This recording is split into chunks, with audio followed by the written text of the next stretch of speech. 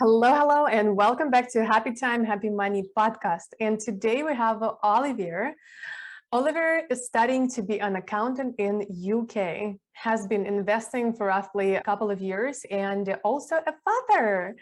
Hello and welcome, Oliver. Hi there, Victoria. Thanks for allowing me on your platform. Oh, absolutely. I'm so happy to talk more about investments and with the future accountant. So tell us, I always start interview with, I want to know more about you, and we're all hungry to know more about you and how you came to investments and want to be an accountant. Yeah, sure. I think the main reason I got into investing is because I wanted to earn more money, because everyone does. And so when I left uni, I thought that I'd be able to go into a job that would pay a good amount of money. But here in the UK, that really isn't the case. If you want to earn more money, you need to continue to study, which is why I have started to study to become a chartered accountant. But in the meantime, I still wanted to keep myself busy. I wanted to do something. And I was initially looking at rental properties, actually. So me and my brother were looking at big blocks of flats and complexes and wanted to be the landlord of 20, 30, 40 people. And he became disinterested in that. But I wanted to follow that through more. And the only thing that stopped me from doing that was having the money to be able to actually put a deposit down. And so I was looking into ways on how to build that deposit. And what I came across was investing into stocks and shares so that I could slowly build up a nest egg, essentially, and then put that into a rental property. And I've been doing that ever since. I've started from a very small amount because I didn't have a huge amount of money. And I've been investing little by little, having it compound over time and investing into companies, as well as integrating that with my studies as an accountant. I can read financial statements and I help people along the way as well through my Instagram page. That's essentially it. That is awesome. And that's how I found Oliver. He's such an awesome and educating, providing insightful Instagram page. So tell me more about like where people start, where they need to start to invest. Like what is the right time? There is the right amount, there is the right time. Oh. there's never a right time to invest, regardless of what the market's doing or whether it's just crashed or it's on a bull run for 10, 20 years. There's never a good time or a best time to invest. And the whole idea of time in the market, just forget about that. There's really no point in trying to time the market. The best thing that you can do is to invest small amounts over a long period of time. And essentially what that does is lower the risk of losing money in the long term, because you're putting small amounts of money in over time rather than one big amount of money. Because obviously if the market was to crash, you would lose it all.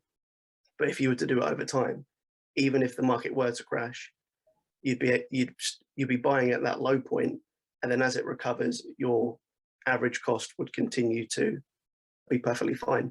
And that's where most people are able to not lose money, by keeping their average cost low. I love that. You know what? Lots of things that I hear, and that was personally me. I'm like, I don't want to be a trader. I don't want to invest because I know the companies like Google, Amazon, Apple, things that I really know that I trust, but there's lots of companies that you can invest and choose from, but a lot of people do not want to research them. What do you recommend exactly. that? Well, there's plenty of companies to invest in. I wouldn't suggest investing in every single one of them because they probably wouldn't be good investments. In fact, actually 90% of people lose money in the stock market purely because they want to invest in pretty much every company.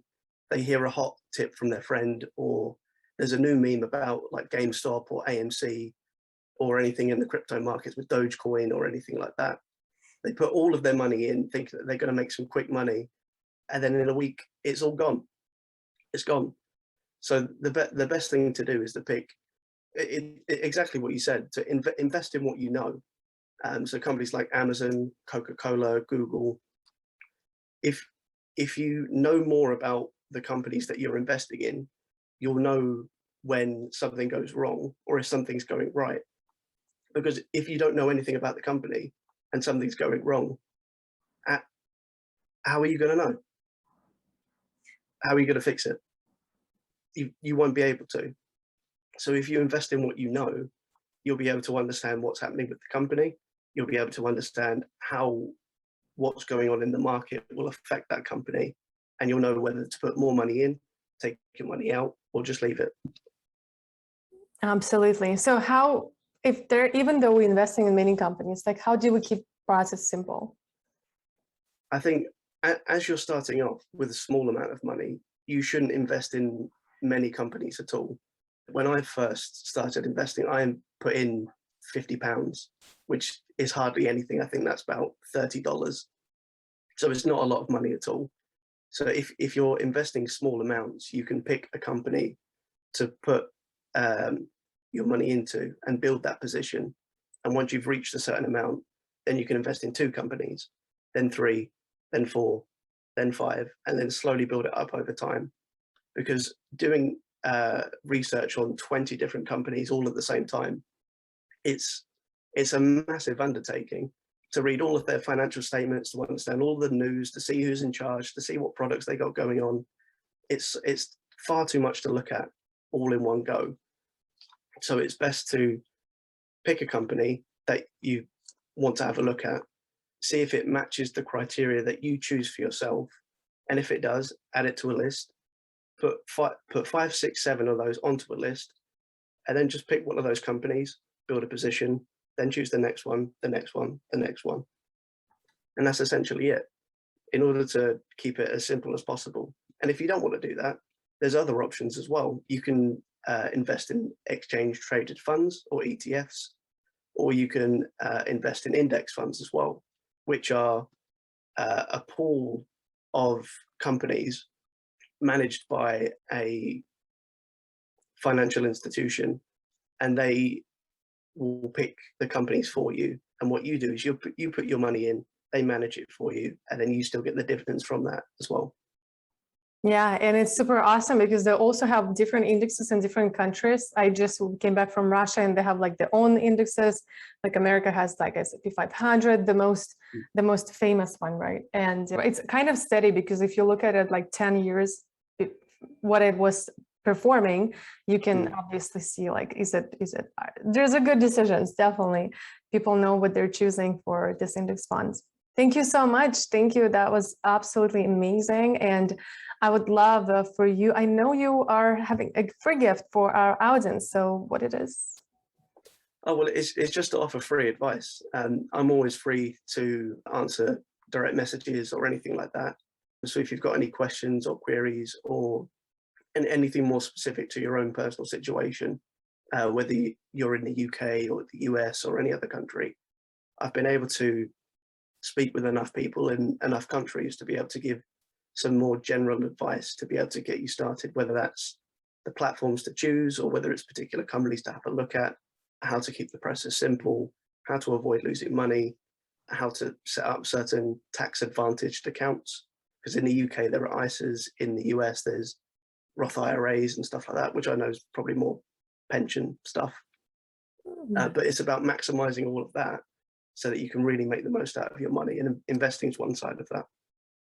Absolutely. Thank you so much. Thank you so much. And if you're watching or listening to this episode, just scroll down. There's going to be a link to this episode page. And there you can find the video, audio, transcripts, and all the links that we mentioned in this episode, and also connect with Oliver or me. And if you like this episode, please do rate, subscribe, or review. That will absolutely warm our hearts, send us messages, and let us know how we did it. Thank you so much, Oliver, for coming. And thank you so much. I'll see you in the next one. Thank you.